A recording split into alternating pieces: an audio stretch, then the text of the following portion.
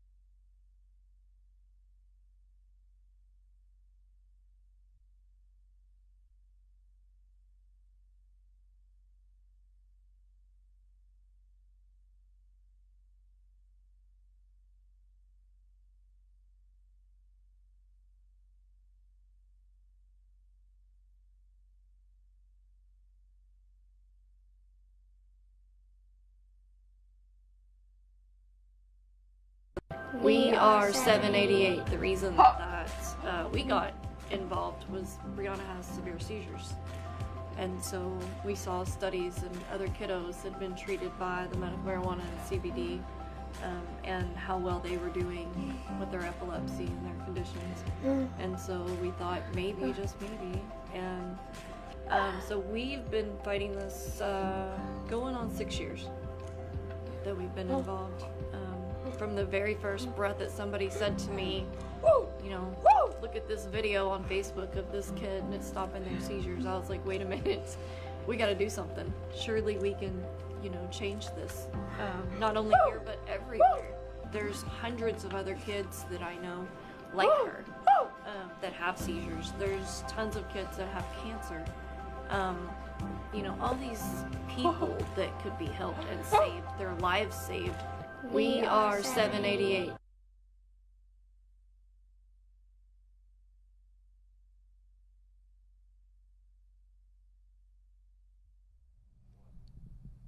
Larry Reed, the man on weed, and here we are with day number 14 from Chronic Palooza RollUp in beautiful downtown Oklahoma City, Oklahoma. That was me, sorry. There you go. That's all right, Miss Chronic. You've been doing such a stellar job in this Chronic Palooza roll-up that we've got it coming up on Saturday. Yep, it's coming right up. Saturday, the 420. 420. How did I forget that date? We're having. That's awesome. And so you want to give us our regular stats that we've been running down here? Yeah, like we're on fire, Larry. Yeah. Yeah, so it's pretty exciting. Don't put us out. I ain't trying to put us out. I want go. everybody to keep putting us in and putting the flames on it. So yesterday our numbers were for general admission tickets were 3,496. Out of those, we had 643 doctor recommendations pre-registered. So that's up 311 registration tickets from the day before. So we got 311. 311. That's my channel on Cannabis Club TV. If you're all interested in there, you want to go see my content, more and more of that stuff. We'll have this stuff on Cannabis Club TV on channel 311. 311. There you go. It's magical. Yeah. So that was yesterday's numbers, and so today our numbers are 3,807, and out of that we have 716 doctor recommendations, which means we registered 73 new patients just in one day, pre-registered. 73. Yep. Nice. Oh, wow. So hopefully by the end of tonight and before tomorrow we'll hit 4,000 pre-registered. So that's pretty exciting. And so for those of you that are just tuning in, this is the Chronic Palooza roll-up. We are going to be going to celebrate out at our Oklahoma State Fair Park here in Oklahoma City, and it is a free event to the public, 18 and older, or accompanied by an adult. You can come out with the kiddos. The main thing and the main push was the doctor recommendations, and we're actually trying to set a Guinness Book of World Records. Oh, awesome. To be the largest patient recommendation drive for medical cannabis, and so we're real excited. We're actually going to try two angles. Me and Thug Juicy were talking talking about it today. We're going to go ahead. Like Juicy's the one who makes all my media content and all my beautiful logos and all the social media stuff that you guys see in the background. She's works really hard, and so big shout out to her. But we're going to definitely take. In order for this to happen, we have to take photos and we have to do a lot of documentation and different things. I'm going to get all the requirements and post that, but so I want to try that for our event, but I'd like to challenge everybody else that's here in the state that can't participate with us at Chronic Palooza, because I know there's tons and tons and tons and tons of other people celebrating at their dispensaries, at their clinics, and just doing different things. I know there's going to be a ton of other patient clinic drives going on that day. So I'm going to see what we have to do as far as the requirements go. And I'd like to submit it in both ways. I'd like to submit in ours by itself, and then I would like to collectively submit it in for the entire state. But the way that we have to find out what the rules are for it to work, so I'm going to do some more research and digging around on that. And I believe it just kind of, we have to get 2 people to basically, I guess, say that it is what they were doing. We have to get quite a bit of like photos. It could even be the back of people standing in a line to kind of prove it up. But I think if we all in the entire state are doing these patient recommendations for the entire state, not just my Chronic Palooza, there's no way that we would be anywhere else. Like, we would totally hit those numbers. What do you think, Larry? With the whole state? Yeah. Oh, yeah. And it's got to be the whole state, because it was the whole state that kind of voted for it. Absolutely. Well, not kind of voted for it. It's They did, 570,000 people that said yes. Yeah. What was that number, 57%? 57%. Yeah. Yeah, that's a lot of people. Yeah, so I mean, I'm definitely, that's a goal that we wanted to achieve, but I mean, why not include people? You know, we love people all over the state of Oklahoma, not just the folks that can make it out to the Palooza. So let's just include the entire state. And so we'll do 2 submissions. We'll do one for our event, and then any dispensary or physician practice clinic that's out there doing a patient recommendation that would like to participate. I will find out the rules. I'll tell you what we need. And from what I understand, it's just going to be some photos, a couple of people to sign something saying that they were really there to verify what we were doing. And I'll get the specifics, and I'll roll that out on Facebook so that we can all get together after 420, maybe on Monday or Tuesday, and collectively get everybody's information, everybody's pictures, and whatever we have to do so we can submit in a massive number. Nice. I think that would be awesome. That would be really awesome. Yeah. And the whole state would be involved, and the so entire everybody state would be like, yeah. 420, that's our. Yeah, 420, because that's what the it would. The panhandle. All the way out when there. you all talk about the panhandle. Yeah, bring them on in from the panhandle. That's it. Yeah, so that's Broken Bow. Yeah, out that everywhere. way. That's the other way. That's the other That's direction, the other but yeah. Last time you're Arkansas. learning. Right. Yeah, so that's one of the things that we've got going on. But during the event, we're going to have our patient drive, like I was just mentioning, and we do have the children recommendations are going to be available as well. You do want to go online and pre-register at www.chronicpalooza405.com. I have seen some people going and putting their name and then getting 8 tickets under their name. That's not what you need to do. I need everybody to register individually, because the purpose is we have to have everyone at least 18 or older. We had to make a commitment with the fair that we would make sure that everyone was of age that's coming to the event. And so if you show up with carry chronic tickets and there's 8 carry chronic tickets and the 7 people with you aren't carry chronic, you guys are going to waste time and have to redo the paper to do the real quick and log in and do it. So go ahead and knock it out beforehand, and it takes literally probably less than 2 minutes to fill out that, maybe 1 minute to fill that out. And I know a lot of people are like, I got me and my families, and they put their name in there. But go ahead and just take that time, because I want you guys to be able to be like VIP. Walk in, and you don't have to print out the ticket. You don't have to use your printer paper and go somewhere special to print it. You just it'll email you the ticket. You just walk in. You just show it to us right there on the screen. The kiddos don't have to be registered unless they are going to be seen by the doctor. Then they do need to be pre-registered, because we have 716 people ahead of you right now if you haven't already pre-registered.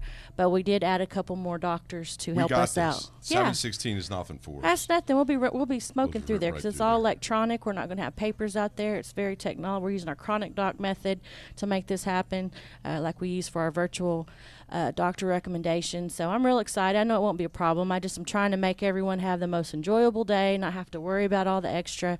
So just save yourself some time and hassle, headache.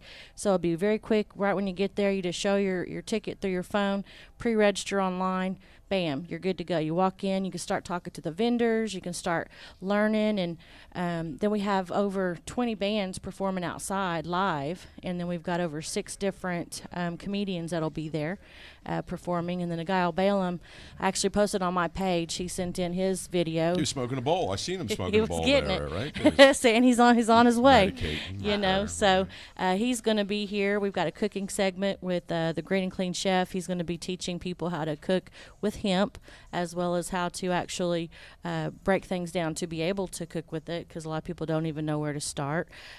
We do have our sponsor that came on board today, and we talked about a little bit yesterday, more on the educational sponsorship side. That CBD Plus and Lotus Gold, they're going to have an area set up where they're going to be teaching people and having a lot of pass outs and get in just information. And that's what I've tried to stress with a lot of our great booth holders that are out there that have already been doing this with me since the beginning, is they're putting stuff together so that if nothing else, you can walk away with tangible things, you know, that you could actually learn from, and take it home and read it, take it home and learn from it.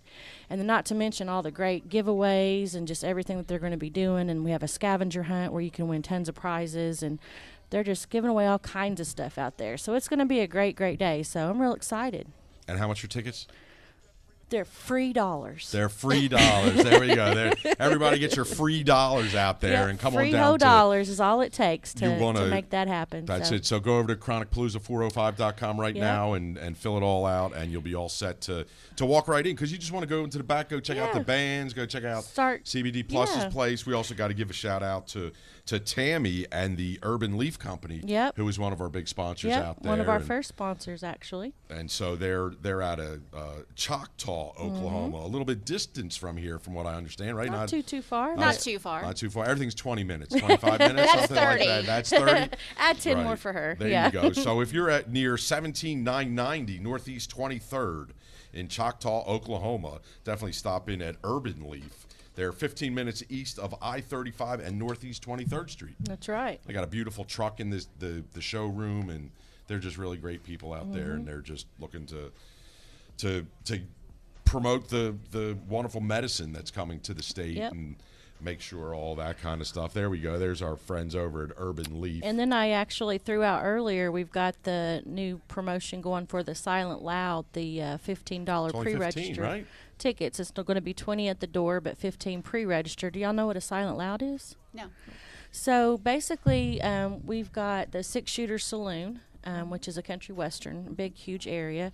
But out back, we're going to have 3 different DJs, and each DJ will have a different genre of music. So one will be top 40, one will be hip-hop, R&B, one will be more techno. And so you'll walk in with kind of similar type earphones that you have on, but they have 3 different buttons on them. And so you might like one and you like something different, and you walk in and you get your headphones and you both start jamming, and then if you don't like it, you just click a button and you start listening to the other DJs. And oh wow. And it's just a whole different experience. It's really big up in New York and California and Dallas and a lot of different places, and we're trying to introduce it here as just something different. So it's the Silent Loud. Awesome. Yeah, so you can go online and get those tickets too. So it'll be a good time. You can find them right there at the same spot at chronicpalooza405.com. Yep. And all of our artists in Nagayo will be there afterwards to meet with people one-on-one, talk with them. We have a VIP ticket also available where there'll be some infused munchies upstairs. Snacks. Just little snacks. Gotta love snacks. And all that good stuff. So definitely go check that out. Get your pre-tickets. Just save a little bit of money, or you can get them right there at the door the night of. It's going to be 12 to midnight at the Chronic Palooza. 12 to midnight, huh? No, I said it backwards. 12 to 10. 12 to 10. Yes, noon start time. High noon. I've had a long 2 weeks, y'all. Yeah, so noon. High noon to 10. And then the Silent Loud is 10 to 2. There we go. There we go. And special thanks to our #1 sponsor out there, Helix Extracts. Yes, yeah. Who has sponsored the stage. So when you come out there and you're watching those 20 bands, and we got some fantastic bands between Sky Juice and Wub Wub. He was in, and Analgesic. We'll see how they come out there. And we actually have Pineapple Stroh's group coming in this evening here a little bit later, and DZ will be here later. Right. And it's going to be a festival. It's going to be Palooza. It's a Palooza. It's a Palooza. It's a Palooza for healing. And that's really one of the where everybody's going to have a good time and all that kind of stuff, but we're really here for the medical aspects of everything at it. Of course, celebration of freedom and all that. And we have some wonderful people here that have kind of led the way for a lot of people. The IM 788, the patients, and we've got Tammy Cersei that's here. You've seen her video with her children and all that, and we've got the wonderful Rachel Bussett, who is also here that represents the Miss Tammy Cersei. Yes, among other people. Yes. And you're give us a little bit more on your.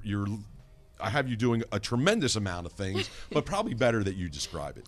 Well, I do a little bit of everything. I have a law firm. I have the Bussett Legal Group, and we are 4 women and an intern as attorneys, and then 3 lovely support women that back us up. And we represent Oklahomans in all kinds of different cases, but primarily we focus on fighting for people's rights, preventing governmental overstepping to protect the rights that we have guaranteed to us by the United States and the Oklahoma Constitution, whether it's in family court or because somebody's injured you or somebody's terminated your employment, or you want a right to medicate yourself with a natural plant as an alternative to pharmacology. So that's kind of our mission, is to save and serve Oklahomans. Our motto is, warriors for justice, fighting for you. That's awesome. That's awesome. And you got a whole big emblem and stuff, and like Raging Warrior Queens and stuff like that? Well, it's a shield and a sword, and the Raging Warrior Queens carry that. All right. It comes from within. That's awesome. You either got it or you don't. That's it. And so tell us about this Warrior Queen right here. Tammy, tell us a little bit about you, or how did you arrive here today? That's the... I asked her. Well, we know that, but just a little bit of tell us a little about you and your involvement into this whole program. Yeah, the story. Okay. So I started back the very first petition done here, which was about almost 6 years ago. And I'd seen all kinds of videos of kiddos that, this was stopping their seizures. We had tried everything with Brianna, and she was only getting worse. And she has seizures. Yes. Brianna has a severe form of epilepsy. It can't be controlled by medication. It's ultimately a death sentence for these kids with no relief. We had the doctor come in many years ago, tell me that all she knows to tell me to do is pray, and pray really hard, because she probably had a matter of days to live. Wow. And she's still here, awesome. As you know. Yes, 6 years later. Yes. We've tried anything and everything somebody has suggested. I've tried it. Right. I'm not stepping off of anything that might help my child. So when this come about and I seen all this, I was like, you know what? There's something to this, surely. And, with this many people. And so, and I'm not about breaking the law. And so my option was to change the law. And so we jumped right on board. And I don't do anything half-heartedly.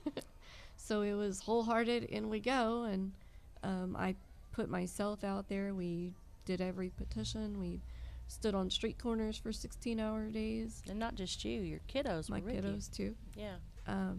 Holding signs, begging people to help save their sister. Just all kinds of stuff. Whatever we could do to gain the attention that we needed to give people the education to change their minds. It's kind of funny to some people that know me. My best friend, I was so hardcore against this my entire life. I gave him so much crap for it. And now he's like, look at you now.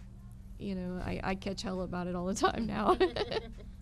So anyway. Well, do you think that was from disinformation that you were actually getting before? That's kind of what a lot of people, there's no guilt or anything like that of what you had as a paradigm before, but then once you got to see, and I'd imagine you saw other children from around the country that were getting relief also. Right. Yeah. Families that had gone from Oklahoma to Colorado, and it was stopping their seizures completely. Kids with the same condition as Brianna, kids with cancer, that it was killing their cancer. And I'm like, whoa, wait a minute. You know, we have doctors telling us there's nothing else we can do, and yet here is something we can do that doesn't cause the damage to their bodies that all the pharmaceutical meds cause. The pharmaceutical meds were doing more damage to her than they're helping. You know, she's taking all these pharmaceutical meds every single day, but are we stopping the seizures? No. But at this point, she's so addicted to them, she can't stop them, you know, without risking dying from, you know, coming off of them. Yeah. She's been on them that long. And I mean some hardcore Like, give us some names just to let people know, like, some of the names. They know the names. Everything she takes is controlled. She actually has been, was almost in liver failure from Depakote. The doctor had her on about 3 times the amount that an adult is supposed to be maxed out at, and it almost shut down her liver. And we actually got into a situation where the liver doctor was into it with the neurologist, and both of them are looking at me, and I'm like, well, if you're telling me she's gonna die from her liver failing in the next couple of days versus we come off of this and risk the seizures, we're coming off of it. So yeah, and then there's Versed. That is an anesthetic that's used before someone goes into surgery. That's a pretty serious medication. They're not paramedics are not even allowed to carry that on an ambulance. You have to sign a release saying that I might not wake up from this anesthesia when you take that stuff. Yep. That's how harsh it is. And I know that they give these children some of this just wicked medicine, just heavy, and the big stir out there is fentanyl these days. That line, and that's that's one of the things they try to control it with too. Oh right? yeah, That's the yeah, and then there's Valium. She takes 40 or was taking 40 milligrams of Valium rectally. That's directly to your system. Yeah, 40 milligrams of Valium. Straight to the dome. To going the other way, but no, when you bypass the liver, it's a whole different ball game, and that's. And she was still having seizures. And still no results from that. And you know, so it's like, what the heck? Can we play the video? Of her having some. Yeah, seizures? did we show the 788 to begin the show, Clee? Yeah, so you saw there's. This is before. Yeah, anything. This is a video that I posted to try to help people understand what she lives with, and you know how bad these are, because people that aren't in our situation, they don't know, you know, and so they ask you, how can you stand on a street corner and fight for something like this? How can you get your kid high? First of all, you think she's not high on all these narcotics? Secondly, how can you, as any other individual or myself or anyone else, how can anybody watch that and not do anything that it takes to stop that? How can you not fight for everything that you need to do for your kids? I mean, what wouldn't you do for your children? I know what I would do for mine, and it's everything. I'm ready to grab the sword and the shield and go out. That's what it is. That's the feeling that it gives me, is like, how can somebody tell somebody no to a child that's going through that? Like the torches, we're storming the castle. This is it. It's over. Like, how can you deny somebody a quality of life? And we'll see that it's a whole different ball game when they're allowed to have the. Yep. So I posted that to try to raise awareness, in a sense, to get people to sign the petition and understand we're fighting for this as a medication. You know, it's not just people just want to go out and smoke pot and want to get high. Not that it's just a victimless crime and that nobody's ever had a problem with it, but also, and you also get one of the world's greatest medicines that's ever been out there. So, you know, and nothing else stops this. She's been on every pharmaceutical med there is for it, and nothing has ever stopped them. Nothing. Weed. It's good old weed. So here we are. So I posted that video because I didn't want to hurt people, you know. It hurt me to see it all the time. Oh my God! I cried every time somebody. You're a warrior queen, I swear. like the strength that you exude to handle such a thing. Whereas, you know, I can't imagine that some people haven't been as strong and have given up and things like that. But to see the story, to see the strength that you have to go through, to see those little kiddos out there, pushing for it, especially little dude with the hat. I told him, I said I was going to adopt great. your little son. He was the cutest thing I ever seen in my life. I think I've said that to everybody. I was like, he came with his hat and he had his belt buckle and his boots and everything, and he was so excited about being famous. There was a our video. photo of him in the newspaper, actually, that they posted. They got him at the Capitol, and he had a sign, and he actually had tears, one down each cheek. His little sign said, "Please save my sister." You're going to give me tears that way. So, yeah, let's see. No, please, I'd be happy to cry. Talk us about what happened.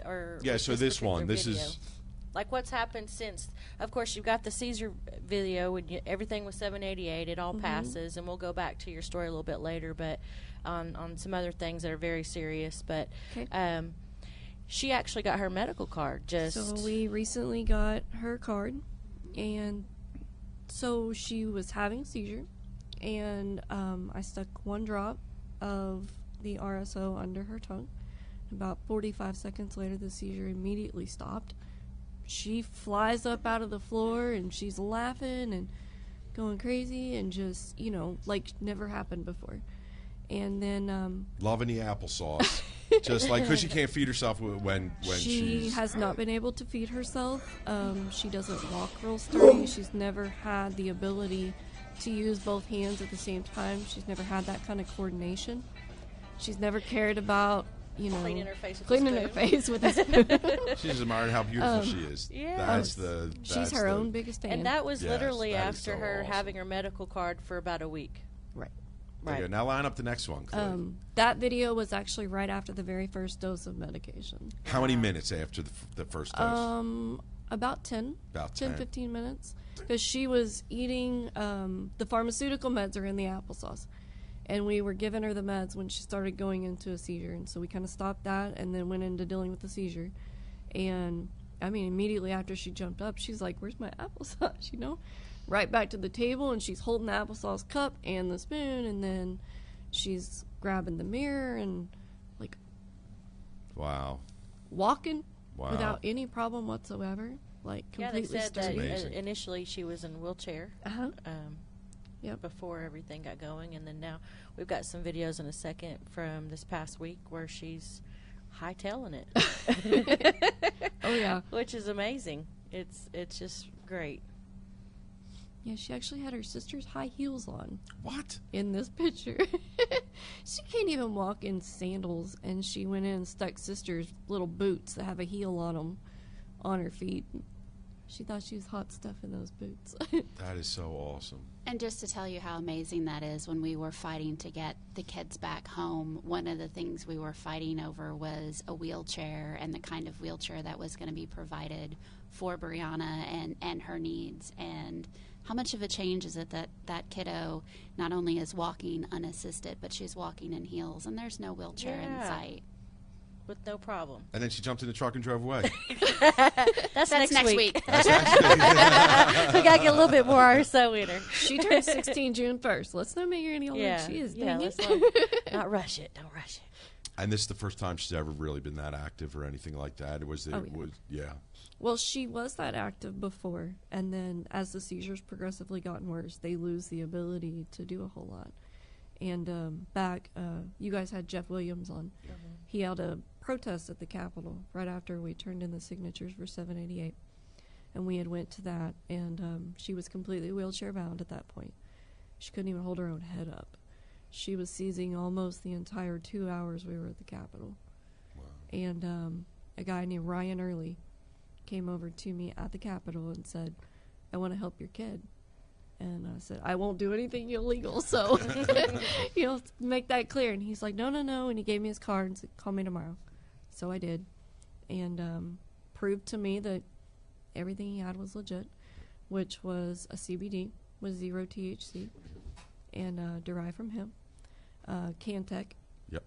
Mm-hmm. And so he immediately said, "If you're willing, let's start around on these products." Gave me the product. And I got chill bumps. Within 24 hours, Brianna was out of the wheelchair, and she could walk. And that was CBD alone. Right.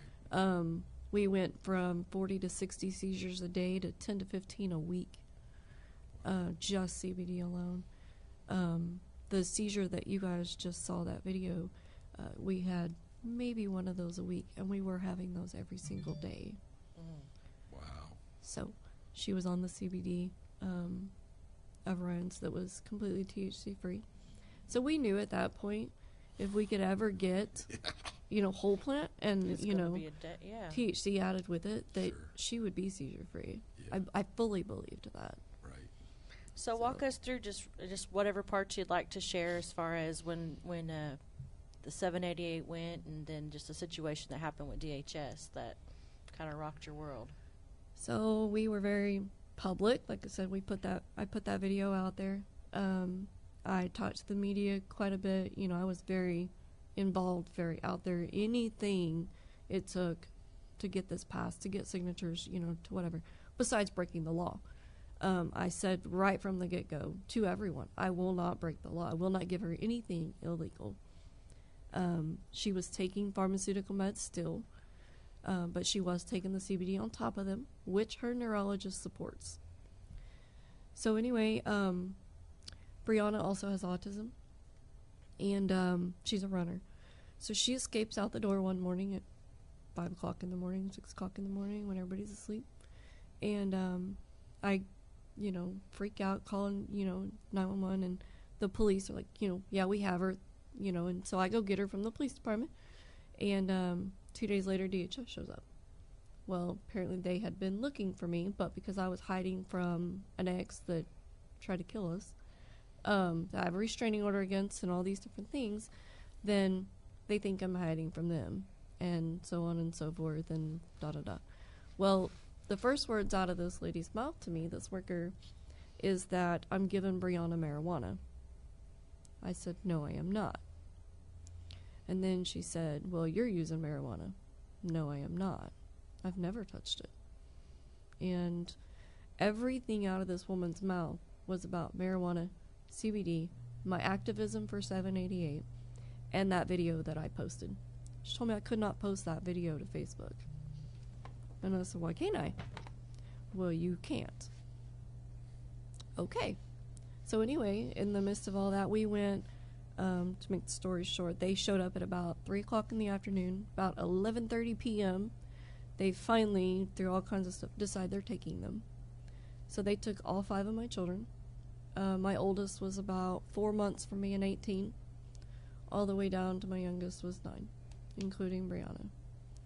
And they took them to the office and made them sleep on a tile floor with, nothing. They didn't give them any food or water for over 24 hours. They forget my children are old enough and they speak. 4 of them anyway. And one had a phone. So, I'm finding all these things out, and then I find out that 2 workers got frustrated with Brianna because Brianna's very hard to handle. And she's freaking out anyway because you've taken her from her mom and put her with a bunch of strangers, and she has no idea what's going on. Mm-hmm. She's having seizures. Well, the seizures, can make people flail, in a sense, and, be erratic. Well, she's jumping up, laughing, trying to, move around. And they grabbed her by a blanket and held the blanket down like this over, and were screaming at her to shut the F up. And my kiddo recorded that, and it kind of went from there. It was, they blatantly told me at court if I would just shut my mouth about 788 and admit that I was wrong, they would give me my kids back. Wow. Well, and he said, we will break you. No, you won't. You done ran into somebody you're not used to handling, because I can't be broken. A mother and her children, you never want to get between those two. That 43% is so wrong out there. They had to be part of that 43%, right? They just not. It's just ridiculous, right? So a couple of the media channels picked up my story, and then after that, it got worse. Like, I had judges threatening me, shut my mouth, or he'd throw me in jail. I don't care. You've taken anything and everything that matters to me, so I got nothing to lose at this point. So I continued to scream it to the rooftops, and we created petitions and posted to Facebook, and I had a lot of support of, people. I was very, very open about everything that happened. Nothing to hide about what they were doing. I recorded every single thing, every conversation, anything. I had a worker actually put his hands on me, a supervisor actually, and be like verbally assaultive to me also. And so, it was a wild, wild ride of their intimidation, their bullying, their, anything they could try to do to make me shut up. Right. And I was like, good luck with that. Nobody's ever been able to make me shut up. And now you have my kids. And if you think that's going to happen, And so we did some fundraising, hired an attorney. That attorney did nothing. Come to find out, he was in their pocket. And so I was still fighting my own battle and getting nowhere. I mean, they really had nothing to justify what they did. Right. Yeah. And anything that they wanted, I did, and it showed nothing wrong. There were counselors that they wanted to do things, and the counselors were on my side. And anybody that came across it was like, they wrongfully took these kids. So then we saw a story that Rachel was doing some DHS stuff, and her Facebook page was posting about some Facebook stuff, and so I had somebody tell me reach out to her. So I reached out to her office, and then they reached out to me because I was like, well, okay, well, maybe I don't want to. Maybe I just need to stick with this lawyer and see it through. It's a hard. Don't know, you're trying to figure it out. Right. You have no idea when you've never been through this before. Because it's a horrible feeling, because it's like, what if I make the wrong decision? Because you're talking about your kids, and whether you ever see them again or not. And they, at the drop of their hands, and they did it to me, they'll rip your visitation away, they'll rip your phone calls away. You don't even have to do anything. They just claim you did something, and it's gone. If the kids cry or show any emotion because they want, you're not allowed to see them. They're not allowed to see you because they got upset. It's floored me. I've never seen anything like it before. I've never been through anything like it. And so how long did that go on as far as that process of that time frame? It was a year to the day, from the day that they took them to the day that I got all of them returned. We got Rachel on board after she reached out to us and found out about my story and that it was over 788, and trying to prove it at that point, because they tried to come back and be like, oh, no. None of that happened. It wasn't because of that. It had nothing to do with that. And so, we do all that. And then was the very first court date after, it was the very first court date after I hired Rachel, and Rachel came on, that Brianna came home. Well, we got a new judge after I came on. Yeah. Because you got this, right, Rachel? This is right up your the alley, I guess we call it, or your forte. I don't know about forte, but definitely up my alley. I'm one of the few people that will do it. There are a lot of attorneys who are committed, like I am, to protecting children, but they themselves are scared of taking on the system of DHS and the individuals and challenging what needs to be challenged. And on one side, I understand that, but on the other side, I don't, because but for the grace of God go I. I mean, it could be any one of us at any given time.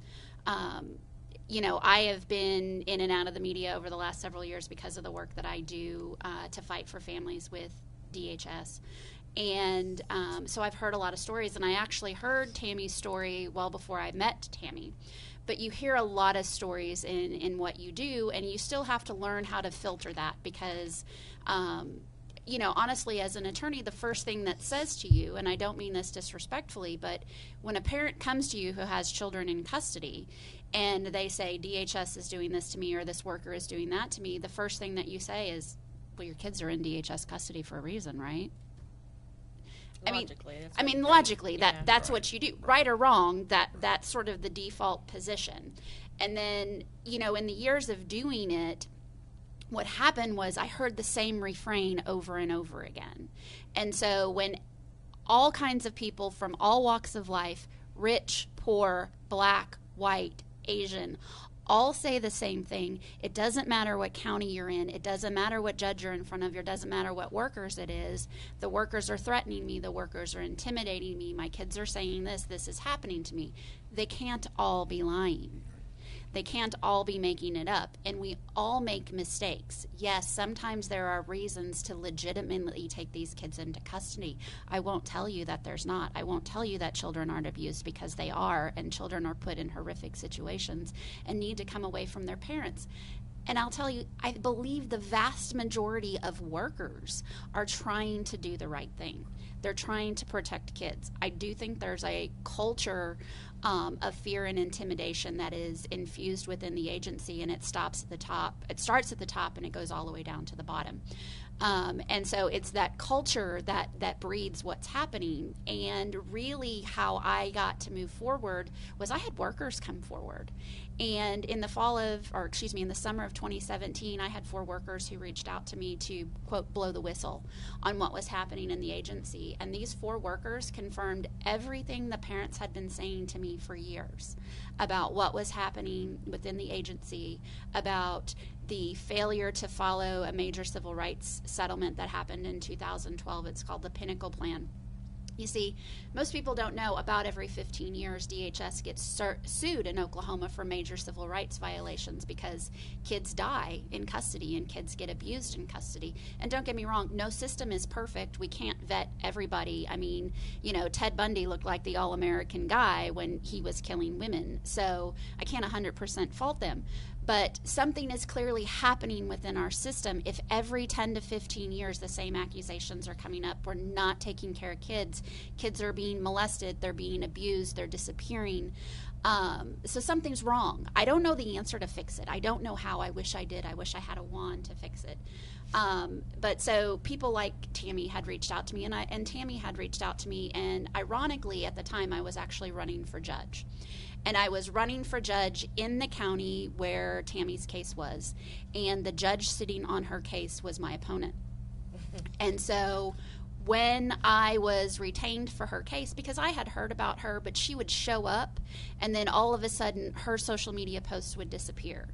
And then I would see something about where it would say she was blocked or she was threatened or she was told to shut up. And I don't know who did or didn't say those things, and I'm not poking any fingers in that because I can't say. But after I became involved outwardly in the 788 when I was retained to do some lawsuits, other folks within the movement, and in particular Ryan Early, because his businesses are some of my clients, said, you need to meet Tammy Searcy and you need to hear her story. And I said, well, that name's really familiar. And we started talking, and I said, I think she's reached out to me before. And so I told my people, okay, let's find Tammy and let's talk to her. So I let her know, if I come into this case, the judge is going to have to come off because under the rules of professional conduct, he couldn't oversee a case because his opponent had a case in front of him. And those are our ethical rules, and there's good reasons for that. And so we got a new judge. And I can't speak to what happened before me. I can't speak to what the judge did or didn't do. I can't speak to what another attorney did or didn't do. I can only talk about what I did. And as soon as I got involved with the case, things started to change. And I think I got involved, around the first part of August? Does that sound about right? Yeah. And so at the first part of August, I get involved. She had been fighting now for 8 months, had been making very little progress, wasn't getting any information. And we started filing motions, and we started enforcing the rules because there's all kinds of rules that DHS has to follow. And they're actually online on their website. They're their policies. They should know them. They don't follow them. But they're there for them to read and find easily, and also for you if you ever want to see what they are and aren't doing. But we started filing motions to enforce visitation and enforce them speaking to Tammy about these children's medical procedures and needs, and in particular Brianna, because if you're a parent and your rights are intact, you have the right to be informed and help make decisions for your children, even if they're in state custody, because you have rights. You have a constitutional right to parent your children. And so we started enforcing those rights. And Tammy at that point had a very good worker. And Tammy has her kids back, not today just because of me, but because this worker really stood up for her and really fought for her when the individuals at the hospital where Brianna was lied on Tammy. They were caught lying, and the worker stood up in court and said they lied. They misrepresented things. And had that worker not been willing to go out on a limb and talk about the lies, the things that happened in this system would have continued to perpetuate. We had a CASA worker, which a CASA is a great, great program, but we had a CASA worker that overstepped and actively advocated against what the children wanted, and actively advocated against what the counselors were saying in blocking the children coming home to Tammy. And we had the first kiddo, the kiddo that was the reason that they took everybody in custody, the most fragile child of all of Tammy's children. That was the first one that came home. And we got her home a month before we got all of the, quote, normal kids home. And it was, oh, well, we want to make sure that you can handle this. And Tammy said, yeah, I've been handling this for years. Where were you? I've been dealing with this. I've been doing this. Bring my kids home. And we continued to fight, and they came home. And I really have to take my hat off to the judge who ended up hearing the case once I came involved with it, because I really felt like she had the children's best interest, and she even came out of DHS before she went on the bench. So that proves to me that, again, it's not all of the people within the agency. There are a lot of people who go there with the intent to do good and want to do good things, but there is something about the culture there that, whether it drains it out of you, whether it's the seeing the day in and day out abuse that happens, I don't know. I can't speak to that. But we spent the better part of 5 months fighting for Tammy, and as soon as she brought the kids home, she wanted to see about getting Brianna the card now that it was legal. And I said, no, let's give it some time, and we did. And when I gave her the okay, she went ahead and got it. And it's made a world of difference for Brianna, and it's going to make a world of difference for more kids like Brianna. And honestly, kids like Brianna are part of the reason why I agreed to undertake the fight and do the lawsuits that I did on behalf of 788, because what a lot of people don't know about me is I have my own special needs child, and she was diagnosed with type 1 diabetes at age 4.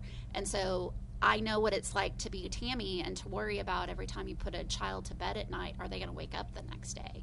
And to know how you have to monitor everything that goes in and out of their body, and to worry about, will I outlive my child? And so that's why I do what I do. And thank you for that. Yes, thank you so much for that, and for the worker, and for everybody that's got a good heart out there. And all the people. I mean, we had a huge community. I mean, of course, I wasn't involved with 788. I wasn't part of it. And when I started this journey with the Chronic Palooza, and then it was in my heart to do the videos and all that stuff, I got to talk to so many people, and they kept saying, you got to talk to her. You got to talk to her.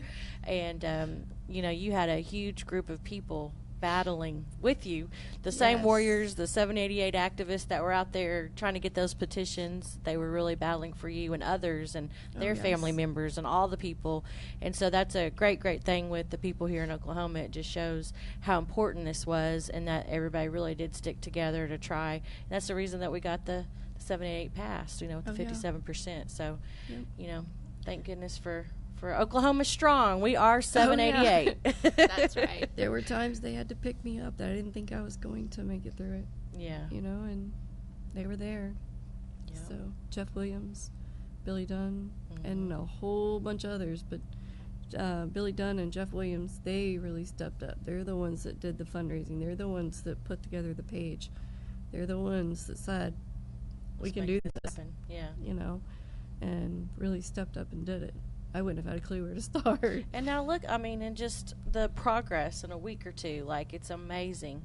And that was one thing when I talk to people, because I don't medicate on a daily basis, never have, and they're like, what are you doing? You don't even, you don't even smoke, or you don't even do any of that. And I'm like, have you met any of these people whose children have been affected and they're able to live life, and they're going to be productive, and they're going to grow old and flourish and just be great people because they have the opportunity to do so, because it's a choice. It's not for everybody, and everybody doesn't need it, but if you need it, you should have it at your disposal to do it if you need to have it. And so that's why I've been challenging everybody I know. I'm like, you need to watch some stuff on my Facebook page. That's why I'm like, put that video on there, because there are other people that were like I used to be last year, and they just think the only way to take or to do anything with cannabis is just smoke it to get high. And I'm like, it's so much more than that. It means so much more, and it changes and can help so many people. So I'm so glad that you came on, and I met you, and I got to meet your kiddos, all of them. All of them are wonderful, and I'm going to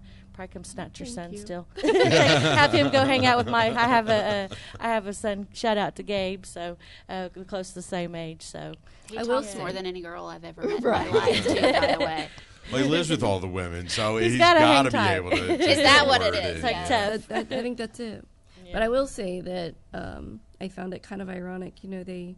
They did all that to try to hide, why they took it and why they took the kids and changed things, and then we're sitting in court and Rachel's arguing they didn't want Brianna to see the same neurologist because that neurologist supports medical marijuana and CBD.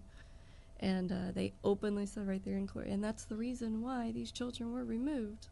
And Rachel was like, gotcha. To which I reminded them that none of them had been to medical school, and unless they had a medical degree to back it up, that's called practicing medicine without a license, and I would be happy to report them to the medical board if they did it again.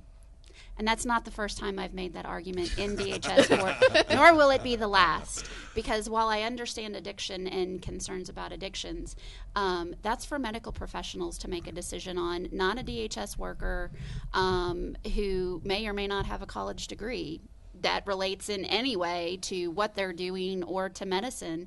It's not my call to tell you what medicine you should or shouldn't be on, and I've got many years of an education. That's a medical professional's job, and if the medical professional deems that CBD or THC is appropriate, then it's appropriate as long as it's used appropriately. Right. Absolutely.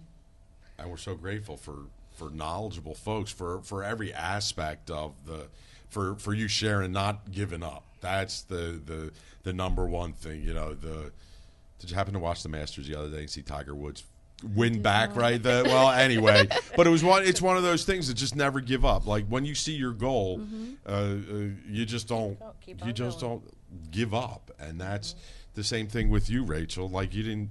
I'm sure once you heard the story, you're like, I'm not giving up. Like that. This is. You're my homie now. We're going to the top with this thing. Let's get these kids back. Well, Tammy is the only one, as she was telling you earlier, Carrie, that I allowed to break a policy. So I have social media is a great thing, but it's a wonderful tool in court.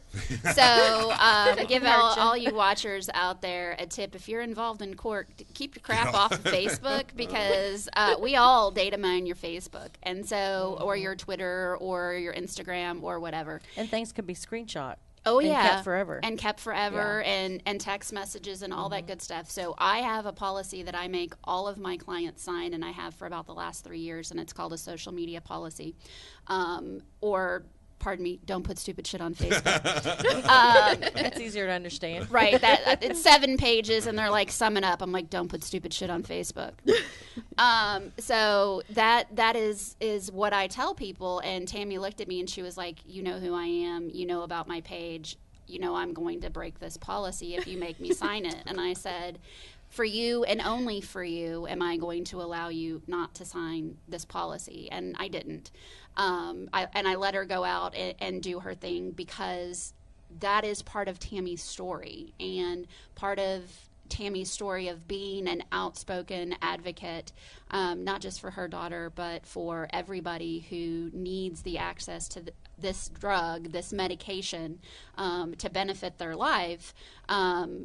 Tammy was for everybody. And, you know, I couldn't silence that, even though it might be better for her court case. And, you know, we talked about the pros and the cons of it. And she made that choice, and I stood behind her because that's also what I stand for. The Constitution matters. The First Amendment matters. Article 2, Section 22 of the Oklahoma Constitution matters. That's your First Amendment right under the Oklahoma Constitution. So all of those things matter, and that's, you know, that's what we're about at Bussett Legal, all the women that work there. And we all got behind fighting Tammy. Yeah, they fundraised. Yeah, they paid us. But what they paid us and what they fundraised us is not nearly what I told her the first time she called me and she asked to retain me, what it would cost. And she couldn't pay any of us for all the hours that we spent in there, but we don't do it because of money. We do it because it's the right thing to do, and that's why we fight for people. We fight for lots of people that we never get paid for, and that's okay. And that's why we love you over there at Bussett Legal Group, is because you do the right thing. I'd imagine there's plenty of cases where people can pay and do all that stuff. And then when you find somebody in true need, that is something that everybody watching there should have more of that selflessness inside them than selfishness. Yeah. And so where's your offices located? So we're at 23rd in Classen in Oklahoma City. We just moved into this great little old remodeled house. We love it. Purple is my color, if you notice my logo. And so they let me paint a purple wall, so I'm in heaven there. It's got sparkles on it and everything.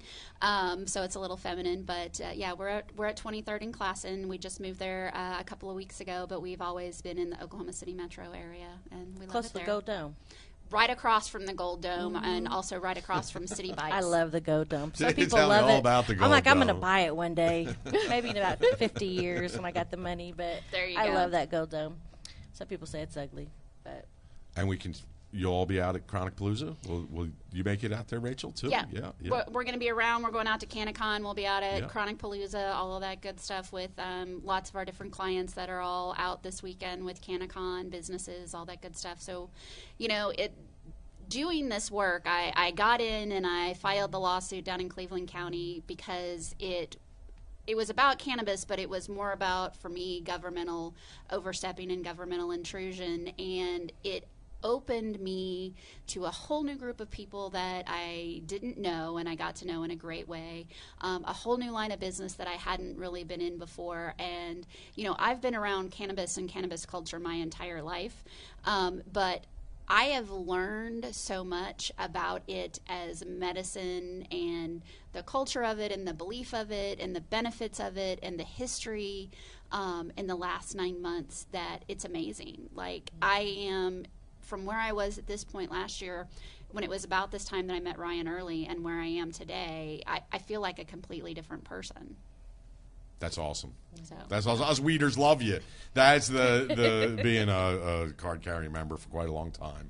To see people come over to the other side that might have had just, why do y'all do that stuff and things like that. And I probably you probably find a lot of ADHD drugs being passed around out there to children, and they're just trying to medicate them and keep them quiet and do all that. But they have a little bit of different special needs. They learn a different way, and cannabis helps those kids. I believe that autism, that they're going to find that there's a huge result, like with Brianna, where these kids just change like that, and it's different.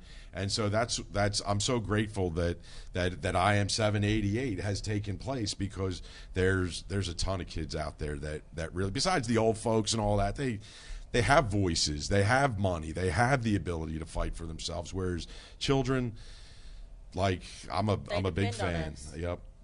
You know, sure. I don't know if I'm supposed to say anything or not, but I'm going to. We're talking about selflessness. Ryan Early. Giddy Up, right? Giddy's brother. Oh, that's his brother. Okay.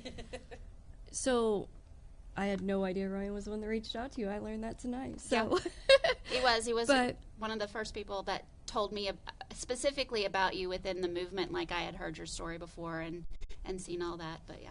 But so when he came up to me that day at the cabin, he didn't even have his shop open yet, the Cantech shop, and so it was still a little thing. And Brianna was one of the first kiddos that, you know, he was able to help. He knew I was a single mom of 5 kids, couldn't work because of Brianna, and he's given Brianna endless amounts of medication, the CBD, and I've never paid for a drop of it. I don't know if I'm supposed to say that. I'm sorry, Ryan, if I'm not, but very selfless man. Very. That's beautiful. He's helped so many people, so many kids. I truly believe in my heart. I know you know him pretty well now, but he didn't get into this about money. It was not about money when he started this. And so we won't take anything other than Cantech. Right. Just throwing that out there. Right, the money will take care of itself, and especially when I posted to somebody's Facebook today something about the great author Stan Lee that said, with great power comes great responsibility. And Ryan is able to turn a plant into medicine, which is a great power, and to be able to provide that healing. And so with that power, you have that responsibility to help those that are less fortunate than you. Right. I feel that's in the handbook of the Gitchy Gumi or something like that, right? That's legit somewhere. I mean, that's where we're people. Yeah. Right. We're all people, no matter what shape, size, condition, or whatever. It's love on your brother or sister, and that's what we're going to do at Chronic Palooza 405. Right. That's what we're trying to bring is awareness, and just trying to get everybody to come out and learn, and there's a lot of people that have no clue. This is the best place to go to learn and to find things out. And if not here, and if you can't get into the state fairgrounds, just go into a local dispensary. Go talk to the bud tender. A lot of them have lots of, we don't have all the education like they do up in the other states. We're all still learning, so we do have to bear. But there are a lot of great people that are in the industry and have taken that time to learn their craft and are learning, and they can definitely, help people out. So take the time. If you can't get to the Palooza, go into any of the dispensaries that are having their 420 events. They're going to be there with a lot of information and can work with you guys to learn. And it's all about just learning, figuring it out. And there's different types and different things. And every, like we were talking a moment ago, it's like you never know what works for you, and what works for you doesn't work for you. And that's what it's all about, is just figuring it out. So we're all learning here in Oklahoma because this is new. Oh, yeah. I have a great time. I've got what I call my show and tell box. And so I've always had people bring me back packages from different states and stuff so that I can show and talk to people about what it's about, especially when we had it legal after 788 passed, but before we had products in the market. So I have all of these empty packages, and I use them when I teach classes to lawyers or to other people and talk about things. And so I bring out this box, and it has this, it's got topicals in it, it's got empty gummy packages, it's got empty flower packages, all kinds of different stuff. And now I can go get real stuff here and buy it in state, so I can have it in my box and talk about it. And I also have essential oils in my box, and to talk about what a terpene is, because once you say, okay, here's this essential oil, well, that's lavender oil, but would you like to learn about linalool? Well, what's linalool? Well, that's the great thing in lavender that makes you relax. It's also in cannabis. Mm-hmm. Oh, really? Tell me more. Well, here's limonene. That's your lemon oil, and talking about that, and pulling out the CBD tincture or and some other product that's similar, and talking about it. And suddenly you just see the lights go on as they learn and they make the connections, and they go, oh, it's really not that bad, is it? No, it's really, it's not. And I mean, and it was even an evolution for me, because like I said, I grew up around cannabis. Everybody in my family smoked all of my life. Somebody joked one day about, when I was 5 years old, my dad taught me something, because my dad was a judge, so it was, about banging the gavel and whatever. And I said, really? Do you want to hear about what my dad did when I was 5 years old? And he was like, what's that? I said, he taught me how to separate seeds and stems. and they looked at me like I was crazy. I said, it's just a different way of how we grew up. But still at the same time, I had the idea that this is bad, because it was the 80s and Nancy Reagan, and there was this egg in a frying pan, and my brain was frying, right? Yeah, on drugs, yes. And so, I didn't like it then, and he's moved on to harder drugs, and that's a whole other problem that I don't get behind. But what I didn't understand then, that I've come to understand as I get older, is he did have problems, as did other individuals, and they were self-medicating with cannabis, and it worked for a while, and then society said, oh, but that's bad. You can't do that. Here's a Loratab. Instead. Here's a Valium. Yeah. You use that. Those are legal. And now, he's 110 pounds and he's on God only knows what and has no life. And maybe if he'd stayed on cannabis 30 years ago and hadn't gone anywhere else, wouldn't be like that. And he would have a life. But it was bad. So. Right. And that's why we need the activism. That's why it has to keep going. That's why. What do you think about the state constitutional amendment rather than the way it is set up now? Do you think legalization is going to happen before that's necessary, or federal legalization? Yeah, federal legalization versus getting a constitutional amendment here in the state of Oklahoma. I think we'll get federal medical legalization in the next 18 months. Really, if you look at what's happening politically with the 2012 election, all of the Democratic candidates are pro-cannabis. Every one of them, right? Trump has said that he's behind medical cannabis. We've already relaxed what's happening with the VA about using cannabis. Right. We've got the state's bill that's up there. We've got all kinds of other bills. It's going to happen. I mean, it's making too much money. Oklahoma was the 31st territory, 30th state to legalize it. I was in D.C. in September for a lawyer training, and I walked into this big collegiate classroom at, I think it was George Washington University, and there was this little old guy sitting at the front of the room, and he had 57% written on a sign, and I said, oh, I know what that is. And so I was like, this is going to be interesting. And he sat down and talked, and he said, if Oklahoma, the reddest state in the nation, can pass medical cannabis at 57%, it's going to be legal nationally. And that's the fact of the matter. That's true. It's the tipping point. And so it's going to be legal nationally. It's going to be medical first because we have to prove the sky isn't falling, with it being medical. Will it happen recreationally here? I don't know. I think it might have to happen at the national level where there's adult use before it for it to happen here. Part of me is glad that the constitutional amendments that we were trying to push through didn't pass, and part of me is unhappy that they didn't pass. And that isn't because I wouldn't like to see it become legal, because it would help the backlog criminal justice system, and it would help people get access to medicine.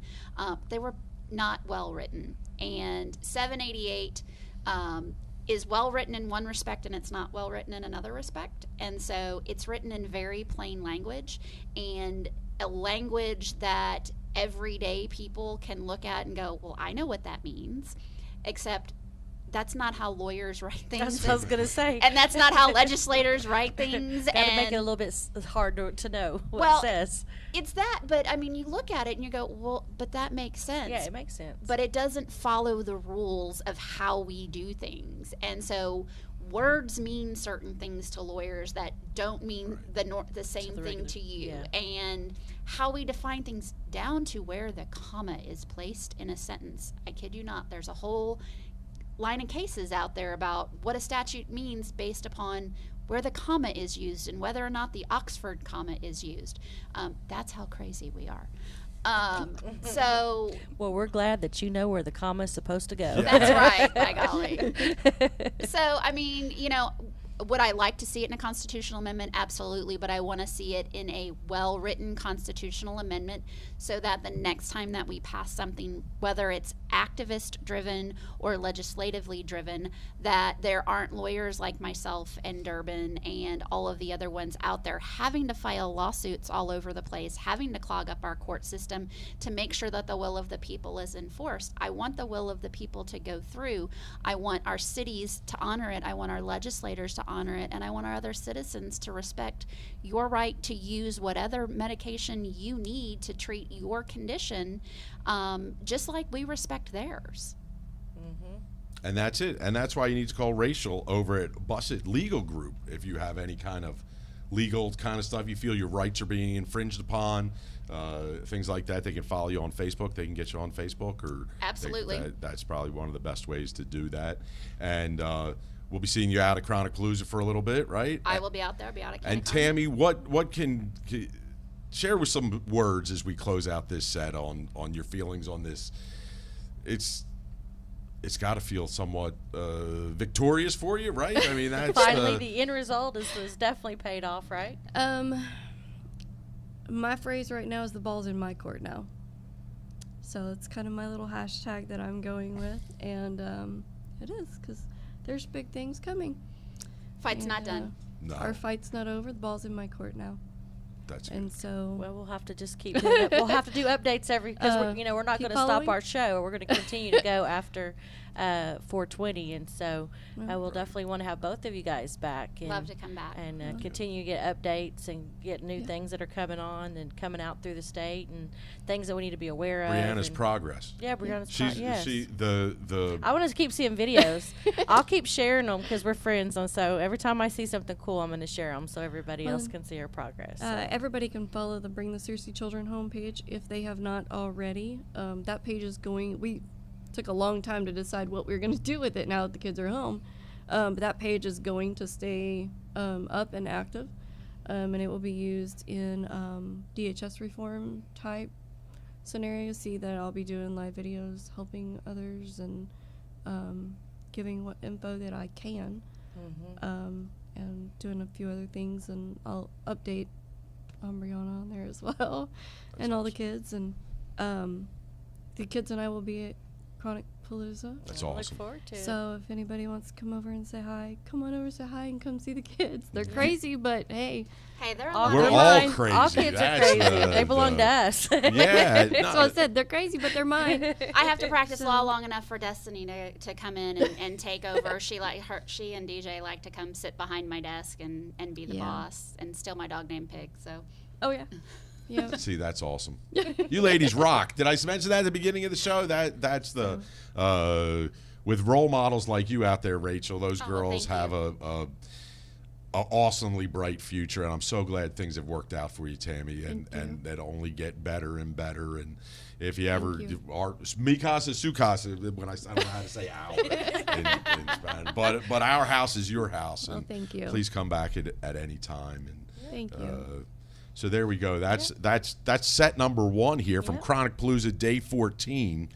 Well, thank everybody for tuning in here. But don't go anywhere. We'll be coming back here in just a little bit after we take a short commercial break, or we're just going to go dead. Yeah, everybody needs to we got to get our commercial breaks together, how we're going to figure it out. But we're going to take a little break, and then we'll have another set coming on here in a little bit, so don't go anywhere. We're going to go late into the night. There you go. Hopefully before the bad storms get here. Right? Yeah. There you go, Cleve. We're done. All We'll see you set 2 coming up.